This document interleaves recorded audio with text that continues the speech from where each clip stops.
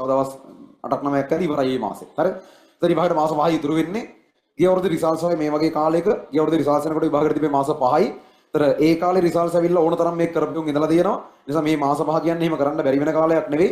මම අර උදාහරණයකට තරම් ලකුණු වලනුත් කිව්වා. මේ කාලේ ලකුණු 47 කියන්නේ සාමාන්‍ය අපේ ඩේටා අනුව ගේමක් නැතුව ඒකක් ගන්න එකෙක්. දැන් එන උද්දාමයටපත් වෙන්න එපා. 47ක් තියාගෙන.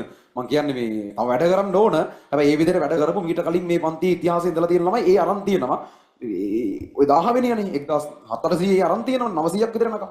එතකොට මේ ඒක අදාරවත් වෙන්නේ නැතුව හරියට වැඩේ කරන් යන්න සහ තියෙන කාලෙත් කිසි ප්‍රශ්නයක් නැහැ ඇති. සහ වැදගත්ම දේ අපි ෆුල් පේපර්ස් පටන් ගන්නවා ජූලි වල. අපි ෆුල් නැති භාග පේපර් ලියන අන්තිම මාසේ ජූනි. තව පේපර් 5යි යන්නේ භාග පේපර්. ඒ කියන්නේ ෆුල් පේපර් 10 වෙනකොට මේ පේපර්ස් 10 වෙනකොට මේ සීසන් එක ඉවරයි. ෆයිනල් පේපර්ස් ටික පටන් ගන්නවා අන්තිමට එක්සෑම් ටාගට් පේපර්ස් කියලා අර විභාගයේ අනුමාන කරලා යන වෙනම පේපර් ටිකක් තමයි හොතම වැට් එක යන්නේ. එහෙනම් හරි. අපි මෙතනින් අද පේපර් ඩිස්කෂන් එක වැඩි ඉවර කරමු. ඉස්සරහටත් එක හම්බෙමු. ජය වේවා. එහෙනම් මාසෙල වැට් එක අයියා.